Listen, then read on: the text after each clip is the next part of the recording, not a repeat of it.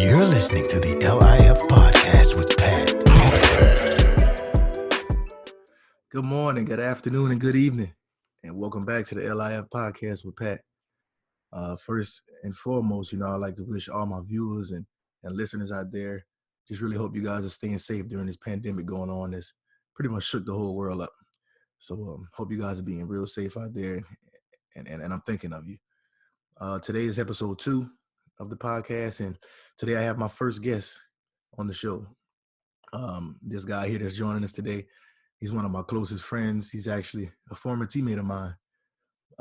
Just a real good dude. He'll be here giving his insight on different things he's been through, his career, and just some stuff he's doing outside of basketball as well. So I'd like to welcome Kelvin Martin to the show. What's good, brother? Can you hear me? Yeah, man. What's good, bro? Chilling, bro. Chilling. How you, man? I know in rough times right now, man. How you, bro? Man, I'm blessed. I know it's a tough situation, but I'm blessed, bro. I got everything I want in life. So. That's good, man. That's good to hear, man. Hey, we just gonna get straight into it, man. I can ask you how you doing? I'm sorry, man. I'm just saying, bro. I'm doing good though, man. I appreciate it, bro. All right, dang, bro. I'm good, man. I'm good, bro. Like I said, can't complain, man. Just kind of doing everything everybody else doing, just staying out the way. The family good. The family's great, man. Appreciate it, bro. I know we talk often, but I can still ask you how your family doing. How your family? Hey, all right, bro. You Uncle Kel though, so it's all good. Yeah. But yeah, man. Like I said, we're just gonna get straight into it, man. Look, this is what we do. This is our jobs. We play basketball, so I mean, basically tell people where you're from and just kind of talk about, your early childhood and stuff like that. Like, who's Kelvin Martin, man? Who is Kelvin Martin? Well, first off, I'm from the 229, Adel, Georgia. Stand up. Got my hood out here. Got my hood. But I'm from Cook County. I'm from Adel. I grew up in a neighborhood called Delaware Acres. I'm in the country. In Georgia. It ain't too much to do down there, but athletics. And if you're not into that, then you're probably gonna be in drugs, or you're just gonna be lost. You're gonna get lost in the sauce somewhere. So I was blessed to have family that supported my dreams to a certain extent. I haven't had besides playing ball, I haven't worked a job a day in my life. I only tried to work a job one time when I was 15. But to backtrack a little bit, when we talk about ball, I think the biggest thing for me when I talk about my career as a basketball player, I go back to middle school, which I didn't really start basketball late. My dad and my brother played ball, and my uncles. But at the same time, I was the same person that I love football. I love American football. I did, but I just never played like recreational. I just wasn't that type of person to be out in the sun and sitting there and waiting till Friday to play every game. And It just wasn't me. Like I ain't had that heart. But like when it came to ball, we gonna play at least twice a week. We gonna get it in like twice a weekend. We just gonna hoop. And it's easy to just go to a court and just hoop. So, but in middle school, like I was on the basketball team. I made a basketball team at 7th grade, and I ended up getting kicked off for sagging. I had 3 strikes, and the coach was like, "Yo, your last strike, you gonna get if you get rolled up again, you're gonna get kicked off the team." So I was in the back of the classroom, and as ball players, we had when we was younger, we used to wear basketball shorts on our jeans or whatever, because just in case someone want to hoop at PE, we was ready for it. We was ready. Okay, you had 10 boots, you gonna hoop. I had the Air Force Ones on, and I'd be out there killing with them hoes. But I was trying to fix my pants in the back of the class, and because how your shorts get caught up top so much, and I was trying to fix my pants, and the teacher ended up writing me up, and I ain't had no case to even plead. I just knew I was kicked off the team, and then like that kind of changed my behavior from that point on, because I was like still like when I was in middle school, I was like bad, like I was just getting in trouble for no reason. I had no reason to get in trouble, like no reason, but I was just getting in trouble. And then once 8th grade came, I made the team again, obviously. And I wasn't like the best basketball player. I was about like 5'8". I was tall, so I just rebound, play defense. You know, I can make a layup, whatever. You know, I was never no Patrick Reshort. I wasn't a Oh shooter. man, stop it, bro. Stop it. So it was one game. It was like, bro, it was like 7-1 in middle school or something like this. We was killing. We was good. And it was one game they did like an interview. And they interviewed two guys. I talked about this story before. They interviewed two guys named Thad Williams and David Arnold. Thad is my cousin, actually. And both of them were known for football, and they played multiple sports. They played probably all three sports. Either, I think David went baseball, football, basketball, and Thad was football, basketball, track. And so, like, once they interviewed these guys, I'm like, I kind of like, it was like the first moment of my jealousy. Like, I kind of wanted that stardom, that opportunity to be like, okay, what do you think? So once that happened in 8th grade, I thought about it, and it kind of bothered me a lot. So instead of like, you know, just being mad and just being jealous of them, you know, I was just like, no, I'm just work harder. And I told myself basketball would be my sport. So at this time, obviously in 8th grade, us three did play JV. We did play JV at Junior Varsity as an 8th grader. So we got a little minutes there. But by the time the summer came, as an 8th grader, I was playing varsity summer. I was playing with the varsity team in the summer league in the summer. So that really helped me.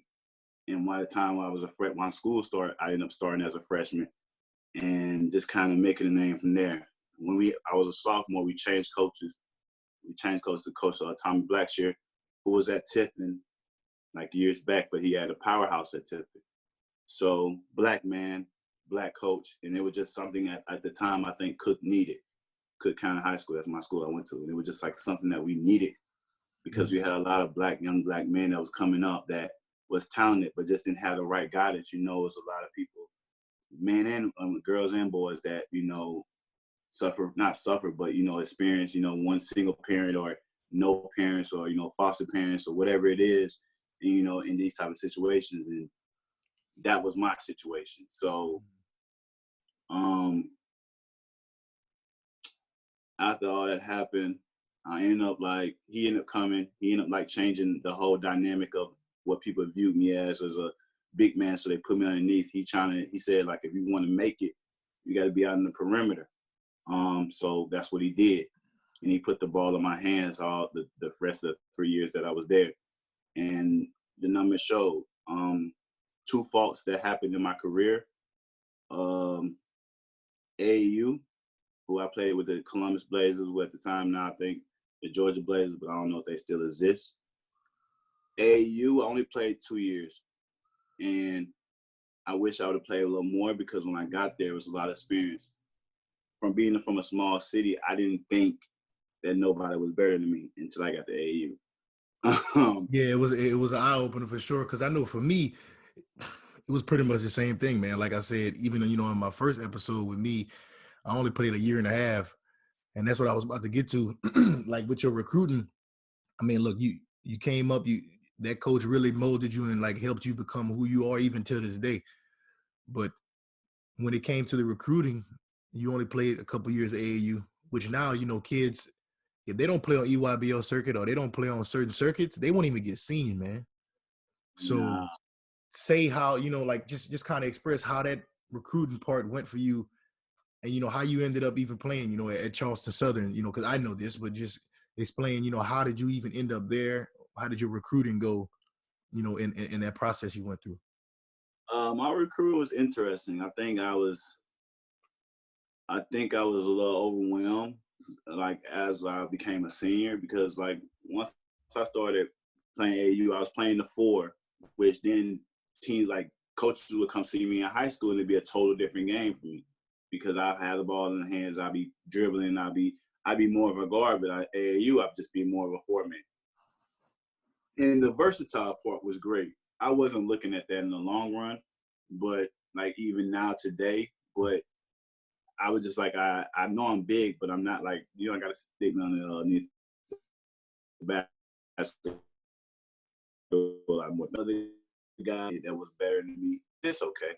But I do say AAU actually messed up my recruitment because once I love the opportunity because they did come. I had AAU in Columbus, Georgia, and I'm from Adel, and that's a 3-hour drive. So actually shout out to Coach Charles and most of that Coach Charles, because Coach Charles was one of my high school coaches that actually took me to Sylvester after school to get picked up to go to Columbus. So, I didn't really have like an AAU team in my area that was going to get me on. So I think that was like the biggest thing for me. And once it came to recruiting once it came to college, my recruitment was, I had mad mid-major D1 offers. Now I wouldn't say mad, but like once I was a senior, I had like 15. I had like offers because like people would come see me play and they was like, yo, like you're different in AAU. And I had one offer that a guy came to my gym. He came to the school to visit me, and he watched me practice. He actually watched me play King of the Court with my teammates, and offered me a full ride just off that. And wow. So it was. I think I just got overwhelmed because like once I was a senior, I was getting called all the time. Like different coaches telling me they're gonna see me, text me I'm gonna be at the game, blah blah blah, and I'm like, I'm still young. I'm not thinking like that. I'm just like, I just want to hoop. I don't want to talk. I don't want to sit here and talk about what my future is, bro. Just let me get the ball. Let me just put it in the basket and let's go on. So like, in that sense, it just got overwhelmed for me. So like, I took a visit to Stony Brook University. That was early in this year. I was like my senior, early in the year, like maybe October. I don't know. And then I ended up going after the season. I ended up going to Charles Southern. The coach at Stony Brook University, it fit my system. It fit my way of play. He wanted me to gamble, which I love to gamble. He wanted to be like a 1-3-1 zone and had a big man in the back. Fit my style of play. Like they ended up actually being successful. All 4 years I think they won 3 championships. All 4 years I was at Charleston. The day that I went to Charleston, and I was with the team. When I was in Stony Brook, I went on a visit. I wasn't with the team. I was with 1 or 2 guys, and we just did like certain things. But I'm not gonna be around when it comes to recruiting. Like you think about recruiting, if you're going on a visit, like you're gonna be around the guys you're gonna be around all 4 years. You know what I mean? Exactly. So you want to get that vibe. You want to get that vibe from your soon to be teammates, I guess you could say. Yeah. So it's just like they kind of limit that. They kind of put it in a situation where we're just gonna put you over here. Which the guys that was on the team, like, nah, he need to come with us, but they didn't allow it. So they was skeptical about me coming so early because they'll think that I'll forget about the visit. But it wasn't that. I went to Charleston Southern and I had a visit for Garden Webb next week. Garden Webb and Charleston Southern in the same conference, Big South. So I ended up going to Charleston Southern. I met Jamarco Warren, who's one of my closest friends, one of my brothers, and he was my host. So after the visit was over, I had told straight up, like, bro, I might sign. Pure off him. It wasn't the school, because the school was small. The gym was small. They wasn't all that great, like, during basketball. Like, they wasn't, like, having the best record. But purely off him, I was like, I'm sold on it. So I ended up going to Charles Southern. The day I committed to Charles Southern, Stony Brook coach, assistant coach that was recruiting me, called me. I was at the park. I remember this like yesterday. I was at Jim Battle Park, about the hoop. He called me, cussed me flat out. Cussed me out so bad. I felt bad. Oh, man. So he was just mad that I signed. He was like, you signed to Charles Southern. They're not no good. Blah, blah, blah. This, that, and third. I'm like, my bad, bro. Like, I just. Hey, look, man. Hey, excuse me. People be so surprised, man. Stuff that go on, and I'm happy that you're giving that insight because a lot of kids that may be listening, or even just interviewers that's listening, they have no idea about these things that go on. So, I mean, little stuff like that, man. Like where, I'm happy you made that decision as a brother because now it's showing, character. And it's showing that maybe they didn't really have their best interests at heart for you. You know what I'm saying? So and that's how I looked at it. Like I was like, bro, if you really wanted me to be there, like you would be happy for me. Like I was supposed to go to Jacksonville University, and then they even called me and like because after my first year was over at Charles Sutton, I wanted to transfer. I was ready to get out of there just because of the whole situation. But just to touch on one thing, like one thing I don't have many regrets, but if I would change one thing, I would took all my recruit visits. I would took every last recruit visit I could take. I wouldn't miss one. I would have made everybody wait because because the ball is in my court at that time. I think is what we had to understand and what I didn't know because I didn't have many people that could guide me in this situation because I was the only one that was going through it at the time. So one thing you have the ball in your court at that time. If somebody's recruiting you and they really want you, they gonna wait on you. Mm-hmm. If they really want you. If not, you ain't gotta rush your decision, man. As I grew older, I knew to like take my time, being patient, but I was just so tired of getting phone calls every day. And maybe this is me being a little ungrateful, but and not appreciating the opportunity. But it's just like I was just ready for the whole recruiting process to be over with, just off that. Bro, like I said, at that time, man, whenever you at that age and stuff like that, like you said, you don't know, nobody's guiding you the right way. Because I mean, say for instance, with my situation, I didn't even have those like opportunities that you even speaking of because I didn't even really get recruited that much. I wasn't having coaches blowing me up. I wasn't having coaches calling me like this left and right and getting offered to go on all these visits. So I guess my decision was probably a little bit easier, you know what I'm saying, than a lot of, especially now with some of these recruits, man. I mean, they got announcements on ESPN and all this, like, you know, it's really like big time. And to me, it's a show, but yeah, it's big time. I'm saying it's a surprise that you had that type of journey and to see your success now. It's a surprise, but everybody has that story. So, and that what makes you you. And that's the blessing, bro. I'm saying you took a situation like that and made it the best, and you had very much success at Nice and professionally. Bro, I mean, hey, like we all have stories, we all have journeys. So I mean, I don't look up or down on nobody's journey because I know what I've been through, and even I know what you've been through because even before this conversation, like I know a lot of this stuff that you're telling me because we talk. But I'm happy that you you pushing that out to the viewers and the people listening so they can know. The next thing, man, I mean, basically, like just kind of transitioning to pro now because you're a 8-year pro. You've been playing for 8 years overseas in Europe. Just kind of transition into that. And you don't have to go into detail about when we was teammates and how, in practice we was going at it every day. But I mean, just kind of transition into that, man, and how you become, who you are and where you are right now. I'm not gonna lie, I'll be wrong to short the people our time. I would make everything else short. I'll make my career afterwards because we started in the beginning. I'll make that short, but I gotta talk about our time. So the thing is, bro, like after school, like after I got settled, because like I told you, I did want to transfer.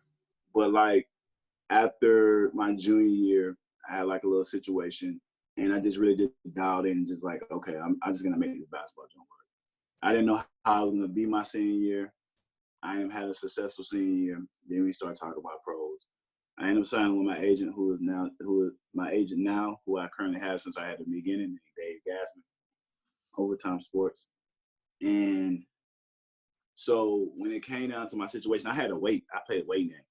My first year, weight team game. Like I listened to your introductory podcast, and I'm just like, I was in the same thing. But it's just like I didn't have NBA workouts. I didn't have like that, and that's the difference between like how me coming out of high school and going to college, and you coming out of college and being a professional. How our stories differ. Mm-hmm. So like I didn't have NBA workouts. I didn't have people telling me this. I didn't have a chance to go to the what's now the G League. Like I didn't have that. So I'm just sitting there waiting like for my agents to be like, yo, such and such want you. Mm-hmm. But I was dealing with the fact that also besides, AAU, I did say college is what messed me up too, because college, I had a great 4 years, but they messed me up position wise. So when it came to me being professional and that's one thing, like if you're a coach, I know you want to win. That is your goal. But if you got a guy that has a chance to be successful, I think your job as a coach is to make every player successful as they can be. and just being straight up honest with them. If you feel like they can't be a pro, then tell them they need to work harder. Like, if you want to be like this is what you got to do. You know, and I don't think you should bring down. I think a lot of coaches take the confidence of a lot of players. I've seen it happen, and I've seen guys go from my school to other schools and be successful. Regardless of the level, it's just the whole confidence thing. If your coaches believe in you, trust in you, then your performance goes up. If you feel like they bashing you and they bring it down, they don't trust you, then you're going to go down. And that's one thing that my coaches did. And when my coach did in college, he kind of didn't put me in a 3. So when it came professionally, they were like, oh, he's a 3-man. No, they looked at me as a 4-5-man. So it was hard to get a job to convince somebody that coming out of college that he's a 3-man. Mm-hmm. So that was the game I was trying to play. So that's why I ended up in Holland. I ended up in Holland late. It was one of the ordeals where they had a guy, he was there preseason, they ain't like him, they cut him. I come in, they sign me, dirt cheap, dirt cheap. You know, I'm just like, I'm just a guy that's just trying to make it. So I get there, and my whole mindset, like, yo, I gotta go all in. Nobody's gonna stop me. I'm having like a good first year before I got hurt, but at some point, my knee was bothering me for a long time, and it was like taking me a long time to get warmed up. So in January, my coach ended up telling me, like, yo, you need to get checked. And being in a situation like that, I ended up having to get my meniscus. I had torn my meniscus, had to get surgery. Torn it twice that year. So my season was cut short. And I was averaging like 15-5 my first year. And I just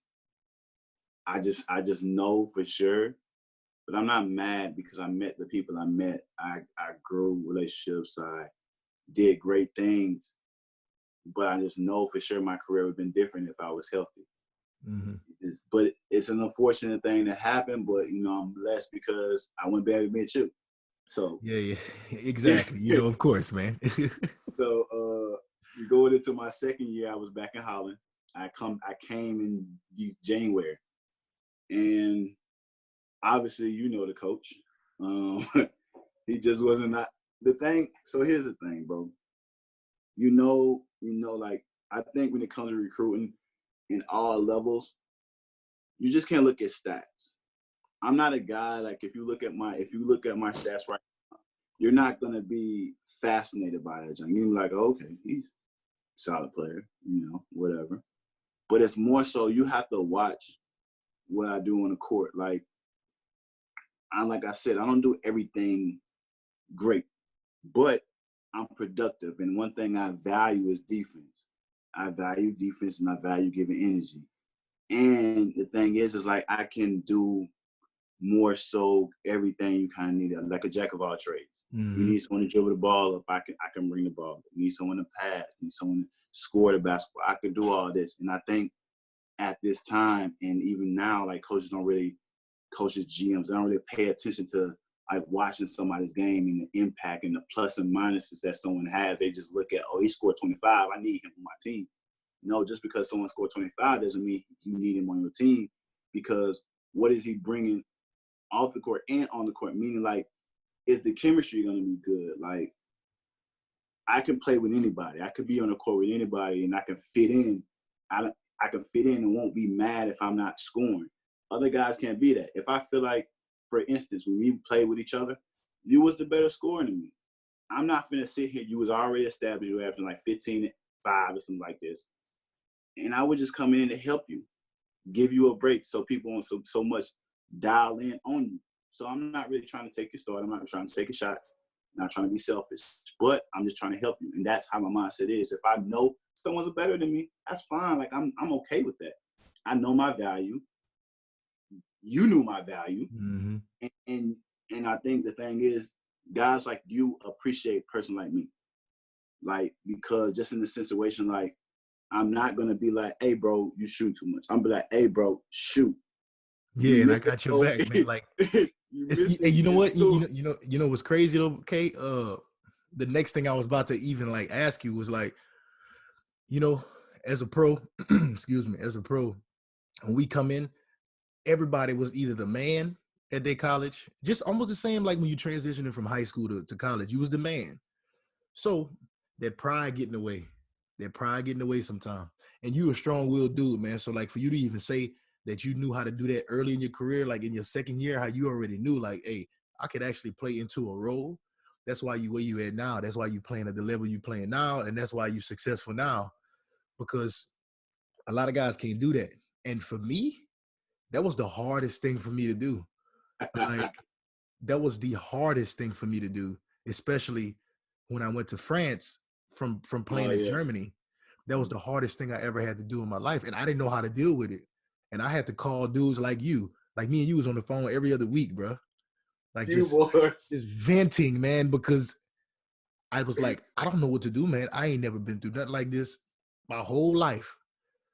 Yeah. But it's made me stronger, you know, for who I am right now today, and you know the career that I've had. So, bro, it's crazy. Like, can you like you know explain a little more in depth into how you have to accept the role and how it's helped you, you know, with being successful, especially you know all the way up to this day right now. Bro, you just have to. The one thing I learned at early in high school is like when I start playing you is that people are better than you. And it's okay. Like, it's okay that someone is better than you, bro. Like, y'all either on the same level or someone's better than you. It may be differentiate how high, how much they're better than you, but that doesn't mean that you either can't be as good as them or better. But it's just like, you come into a different team every year. I've been on different teams besides my first year, my first and second year. But I've been on different teams every year. And your role changes every year. But, like, when I come into a system, when someone calls me and says I'm assigned the line, and I go to this team, I'm gonna know the type of players I have, how they are, who has an attitude, who don't want to be able to talk, who's distant. You know, I understand it, and I'm very quiet, I'm very observant when I first get there. But if anybody that knows me, they think I'm a clown. I laugh a lot, just down and talk.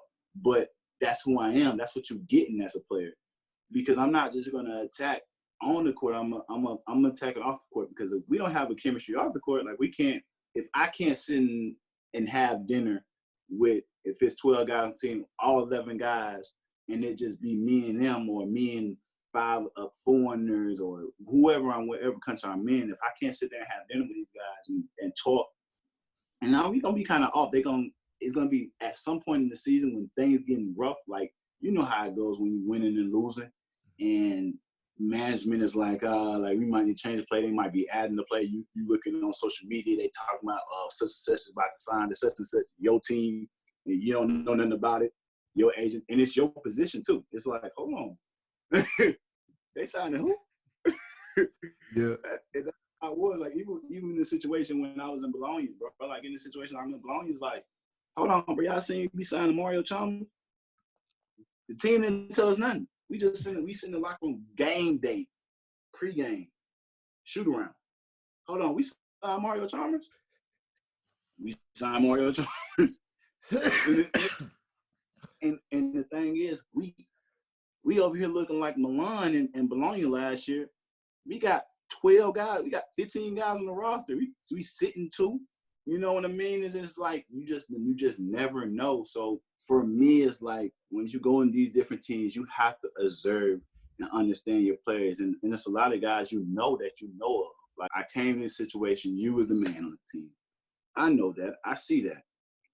I'm not coming there to step on your toes. I'm not coming there in competition with you. Because the one thing that Europe loves is winning.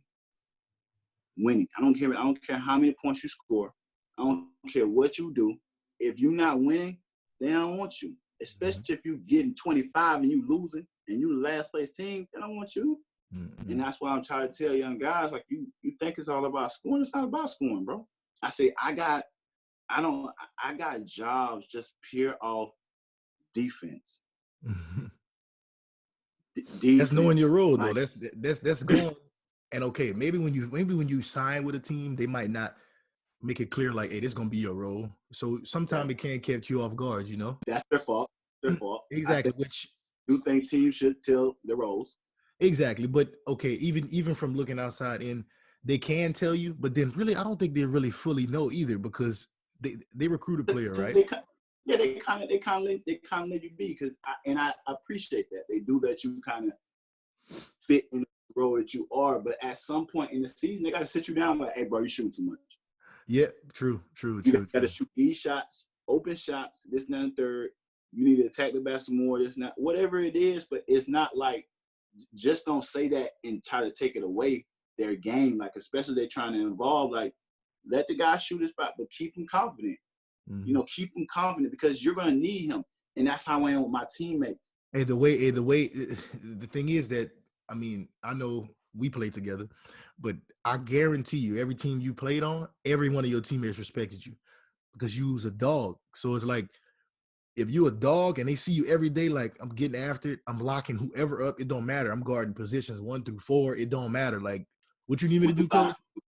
5. Okay, 1 through 5. But hey, what you need me to do, Big coach? boy. Yeah, that's how like, let's do it.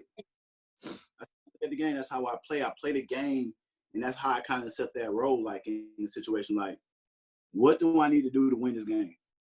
So I say it's a role, man, because the same thing you saying, I've had to do that on certain teams where I'm just a scorer, like, I mean, I can do so many different things. I can score, I can pass, I can make plays for everybody else. But I've had to be on teams where it's like, hey, you a 3-and-D guy. And I'm like, what? You got me pressing forward, like, bro, I'm like Tony Allen, bro. I'm like, wait a second, bro. Like, I mean, I can guard, but full court press.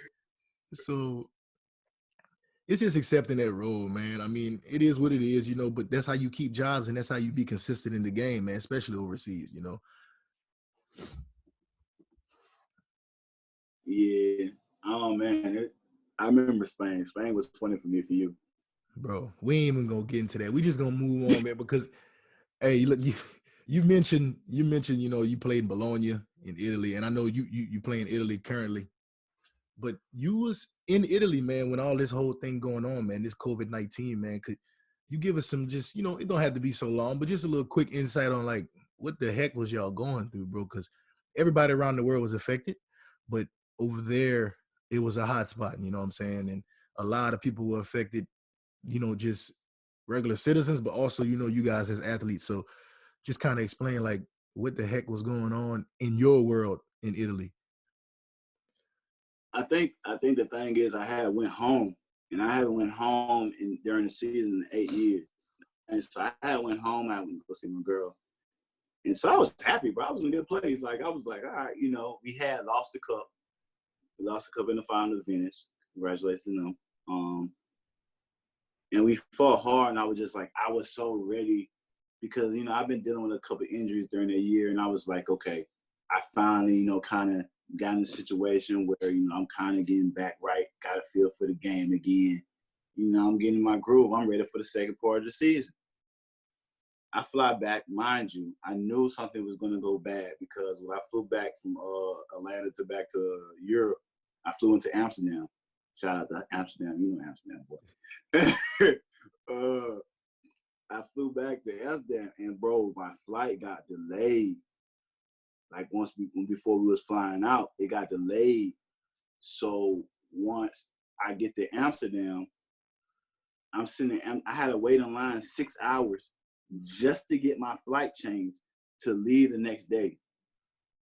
So I finally get the Brindisi.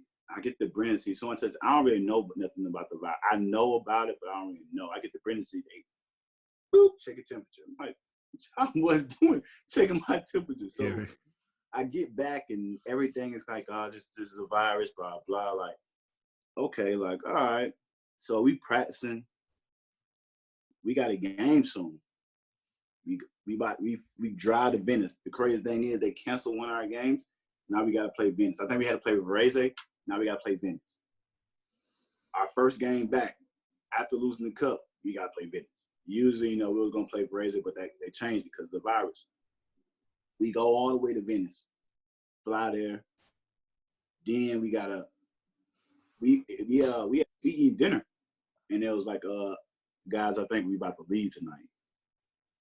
I'm like, what? So we drive. So we in Venice, and they basically we can't. So we end up getting hours to Brindisi to get back, and we kind of get back. The next day we got practice, but all of a sudden, like every day we get news. every day is something new. Every day. Like, and we like, yo, what's going on?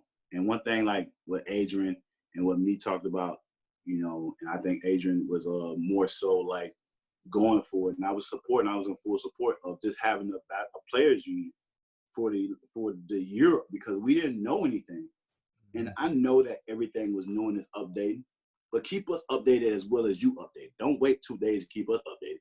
You know what I mean?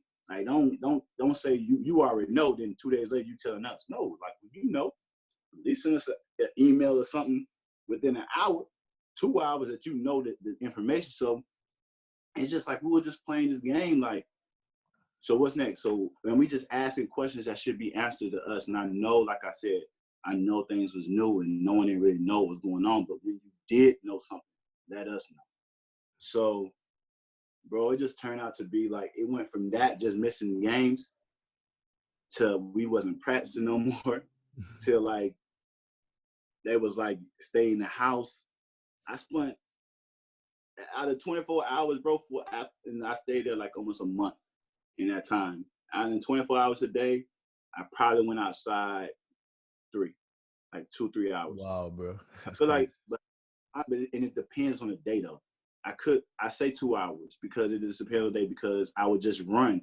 But my run, depending on how long it was, like 40 minutes, and then I go to the store. So I'm out 2 hours a day. Either I'm going to the store, I'm running. If I'm not going to the store, I'm running. So that makes me outside for an hour.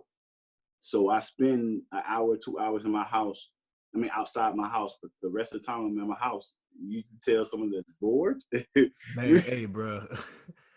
I already know, man, because I mean, I know y'all situation was way worse, you know what I'm saying, where I was, because I was in Romania and it really wasn't bad at all, but they were treating it as if, excuse me, as if it was bad. So we were kind of laying low too for a little while. And I think countries start understanding the severity of it, like how serious it's gonna be. Like once we start missing games, bro. I ain't played basketball in a month.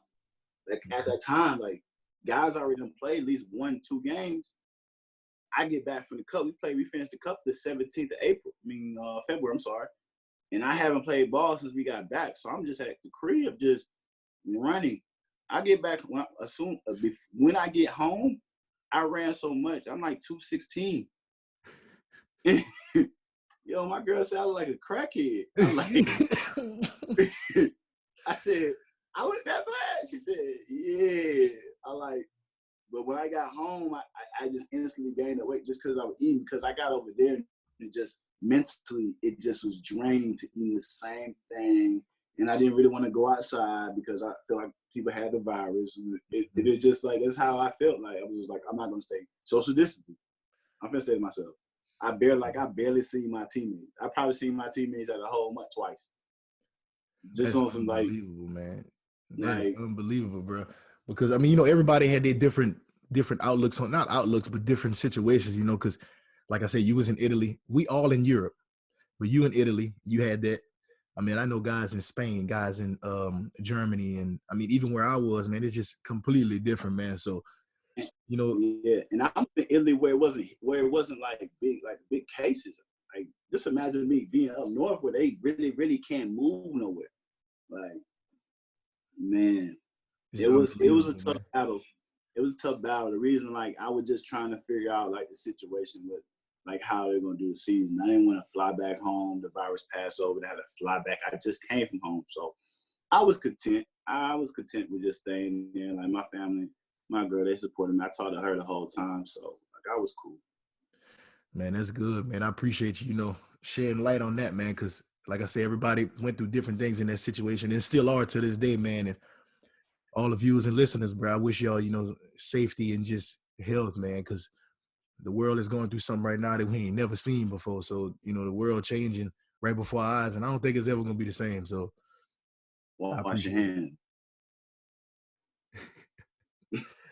Hey, bro, so, man, you got that shirt on, man, said Rare Vibes, man. So, I know, you have this business and this brand and everything that you started called Rare Heart, man. Can you give the viewers and the listeners, man, a little look on behind why you even came up with that and what it mean to you and just kind of what you're trying to do?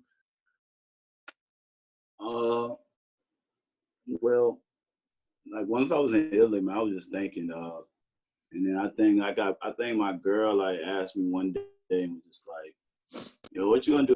Oh, like obviously you got in this situation where the virus hits and like people are just like thinking. My girl wasn't the type of people that just ask me random questions like about life and stuff. And she asked me like, what you do at the ball? Like I'm like, I don't know.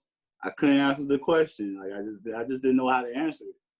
And I thought about it, but I just didn't know how to answer. So I sat at home. Once I finally got back to the States, I sat at home like 14 days. I had like 14 days and I just said to myself, I got off social media. It was like a time where I finally felt like me as a person, as much as I post, I really don't like social media, but I know how powerful social media is. So especially if I want to get something across or do something positive. And so I just finally got the chance to stay off it and just kind of think. And I came up with this idea called Rare Vibes. It's a creative marketing business. And basically what I do is like I have so much gear, like not gear, but technology. I have a drone, I have a mobile stabilizer, I have phone, tablets, MacBooks. So I have all this stuff. And I only use it for myself to try to more so for real heart to put some things out that I want to do. But with Rare Vibes, I just kind of wanted to be like, I sat down, I was like, okay, I want to market myself. I want to give people, if they do want to work with me and Rare Vibes, I want to give people the opportunity to see what I can do for them. So that's why I came up with Rare Vibes. That's why I started the quarantine and stuck whole thing. I was quarantined and I was stuck. And I was missing my girl, so I made a whole song about it. I write music to express myself. I don't really talk unless I really connect with people. But through my music that I write, I express myself. Like I have a EP coming out called Emotions, just because I always wanted to like do a project with music. I'm one of those type of people that if I say I want to do something, I want to do it. And regardless if it turns out good or not, it's just for me. Just for me, it's just my sake. It's not for like to get on. Like if someone likes it, I hope that's good. But so that's where I came with Rare Vibes, to help not just me, but people I'm close with or people that own businesses, have brands, and more so athletes. Just the athletes, because there's a lot of people that's our athletes that don't know how to market themselves to bring a brand or the value of their name. Like, and you know what it is, bro? Like so many people look at us and they're like, oh man, they basketball players and they define you as a hooper. But like you said, you got to think of longevity and think of after your career too. Like, and what you doing with your Rare Heart and Rare Vibes thing, it goes to show that, you know what I'm saying, everybody can know you're a basketball player. That's what you do, but that's not who you are. You know what I'm saying? So I'm much more than a basketball player, bro. And that's what I see in other athletes, and that's what I want to bring out in other athletes. They're much more than what you see. And like I said, like I love that you're doing this podcast. I'm even gonna, like I told you, I was gonna do a podcast called Brother to Brother. But I want to actually be physically be there with you. And like similar to the shop, but I just want to have conversations, not more so about your career, but about your life, about your heart, about your passion, and understanding you, not the person that people see you as, but the deeper meaning of you and who and how you became you, what defines you as a man or a woman or whoever it is. And that's why I want to have that type of conversation, especially with my homies and people that I feel like are just dope individuals. Like I'm not ashamed. I'm not shy to give credit where credit is due. I'm that type of person that I won't know you. You won't have spoken at all. We might just spoke on the basketball court. And I might go to your page and be like, hey, bro, like I really think you dope. Like, and it can seem strange to other people, like, bro, why is he telling me I'm dope? Like I'm cool or something like that. But that's just me, because I want to spread love everywhere, bro. It ain't like I gotta be mad. Like I gotta, just because we hoop together or whatever it is, like, bro, if you are fire in whatever you do, and I see it and I come across, I'm gonna tell you. I'm not gonna sit there and wait and just be like, and just be one of them guys who be like, they're just on fire, but I ain't even gonna tell you. That's not me. That's another thing, bro, with us being athletes, man. That dang pride, bro, could get in the way of a lot of stuff, man. But you being like that, bro, big ups, man. And like like all the insight you gave, bro. I really appreciate it, dog, and I really appreciate you coming on the show and being, my first official guest, bro. Hey, man, you know what, Pat? I'm just happy to be here, bro, because, we've been through a lot of good times together, a lot of bad times, too. Hey, brother KL. Yeah, right. hey, I know we about to go, bro, but, hey, just real quick, let's just have a little, go back in memory lane a little bit, bro. Howler was funny, bro. Hey, man, you see, people don't really realize, bro, that country, like, you'd be surprised, man. I mean, especially at that time, the league was actually pretty decent. I don't know how it is now because I don't really follow it, but they had 3 teams that played basically FIBA Europe Cup, as it's called now, and them teams was all good play. I mean, they had good players on every team, so you had to come play. And shout out to our old team, even though, the situation was crazy, but shout out to our team. We had fun, man. Your coach. Hey, that was our coach, bro. Like I said, bro, we had some fun, man. And we found, I really appreciate it because now I have a brother for life. So I'm actually happy that you ended up even coming back, man, because I was enjoying myself. But when you came, bro, it went up a whole nother level, man, just because we clicked from the beginning, like straight off the rip. Right when you got there, the first day, we clicked. And then ever since then, all the way up to now, bro, you Uncle Kel, bro, to my kids and everything. So like, I went to your wedding, bro. Uncle Kel, bro. Hey, but I ain't about to get all sweet with you on here because we already know about that. But I gotta keep it real. Remember how you used to talk junk, like how because we used to guard each other and use it to it was just a mixture of battles. I think you used to win more so, but you was a better scorer. But anyway, and I used to tell we should talk. It was like, yo, if we ever play against each other, I will at your neck. Why am I 4-0 against you? Oh man, let's see. 3-0, bro. You sure? Yeah, you beat us twice when you was with Ludwigsburg, and then you beat me in Italy last year. Whew. But hey, you know what? I ain't gonna make no excuses, bro. But you had the more loaded team at both times, bro. Like, I mean, you had the loaded team both times. Shout out to you squads, though. And listen, you could say in Germany we had a loaded team. We definitely did, bro. But JP did not play us like we had a loaded team. Yeah, but y'all style of play, I'm just saying, like, we weren't really equipped when I was in Israel. Like, our guard play was good, but we had just got my boy Malik Wayans, and he only played like 1 game. So our guard play wasn't even where it should be to deal with what the heck y'all was coming with, because y'all dudes pressed the whole game 5-5. I mean, you got to really be ready for that. And we really wasn't. But like I said, hey, no excuses. You 3-0. Take your L's, bro. Take your L's. Hey, bro. Hey, look, man, like I said, bro, I really appreciate you coming on the show, man, and shedding light on a bunch of different stuff, man. And just thank you, dog. Hey, man, shout out to our sponsor, Fiji. It ain't our sponsor, but it's good water. Hey, appreciate it, bro. I'm bougie for drinking it. You ain't bougie, man. Everybody drink Fiji water. Hey, bro. Hey. That's why you're a good man. I'm a real one, man. Hey, man, tell everybody to follow Rare Vibes at Those Rare Vibes. Those Rare Vibes. That's on all social media. Follow Rare Heart _Rare Heart _. Follow me, KE1VINMARTIN. That's Kelvin Martin, but just take the L and make it a 1. Yes, I had to give myself shout outs, of course. No, that's good. Hey, look, y'all make sure y'all do that, man. The link's definitely gonna be below, and really, basically, all I gotta say now is let it fly, baby. God bless. You're listening to the L.I.F. podcast with Pat.